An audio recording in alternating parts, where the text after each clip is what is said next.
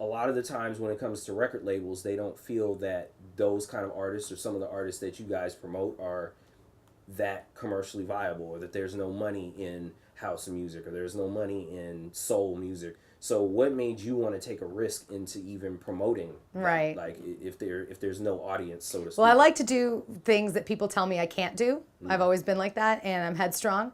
And I think that the music that we like is becoming bigger and is going to reach a pinnacle. I think the world is in a very serious state right now where people are searching for something bigger than themselves and something deeper. And I think all of that, you know, the bling bling that we went through in sort of the mid 90s to the mid thousands it's over. And I think that bling is over. And I think that people are looking for deeper, even like, you know, Diddy going back and doing like a live record, or for example, somebody like a Common becoming more mainstream. Well, Common's one of our boys, you know, Common's one of the people that I grew up on and also have had the pleasure of working with, and he's become big. And I think good music is going to continue to become bigger because I think people are in need of it and really just want it. Starting Fusicology, what were some of the hurdles and things that you faced? Did you face a lot of people saying, well, you know, you're not going to be able to make a lot of money off of this kind of music, or you know, starting a website is risky? Well, in the beginning of, and I'm just going to be very honest, I mean, being, you know, a woman is always a bit of a challenge. People don't take you very seriously. You know, I'm not black, so there was, you know, and I work with black music specifically, so I think there's a little bit of that.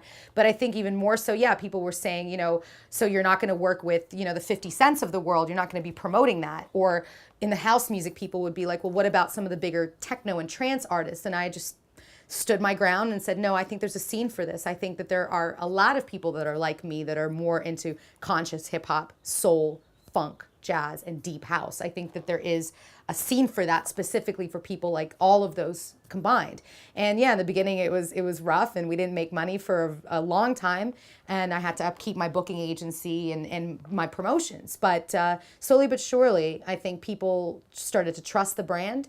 We became very national, and I think it started to turn a lot of things around. But yeah, there were disbelievers, and I think there still probably are, but whatever. Yeah. Yeah. You know, forget the haters. Forget them. All right. If people want to find you, maybe contact you, should they hit you? Should they hit you? Just hit Fusicology? They can hit Fusicology. It's free to post events for everybody. So you go to fusicology.com and you click on login, and if you're not registered, there'll be information for you of how to register. So as long as the event is relevant and in the cities that we're in, you can absolutely post. And then there's other ways that you can promote it and put it on our newsletter, and all of that stuff is online. Me personally, I'm on Facebook. Fusicology is on Facebook. Facebook for me is Asya1, ASYA1. And the Twitter, Fusicology on Twitter, and also I am Oz Boogie on Twitter because I'm known to dance. So I got called Oz Boogie a very long time ago, and it stuck with me, and I decided to, I guess, market that a little bit on the social network. It's definitely easy to find me, and it's all about email and online because it's all about the digital revolution. Yeah, absolutely. The other artists out there, aspiring artists, aspiring business people out there, any words of wisdom or words of advice that you want to tell them? You know, you're going to sacrifice things. You know, you might not have such a personal life. You know, nights and weekends are definitely for work. You know, at least 50% of the time. And you definitely just have to work hard and not let anyone tell you, you know, what you can or cannot do. If you feel it in your heart and you know that's what you want, you have to go for it, and you have to work hard. And you also have to have integrity. You know, if you mess with people's money or you become shady, it will spread within 25 seconds on Twitter at this point. You know, be fair to the people that work for you.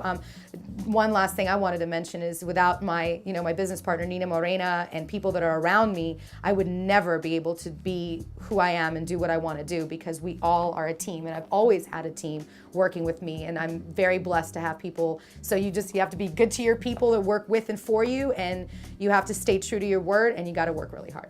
Asya, thank you very much. Thanks. All right. We're gonna do it. Boom. Boom.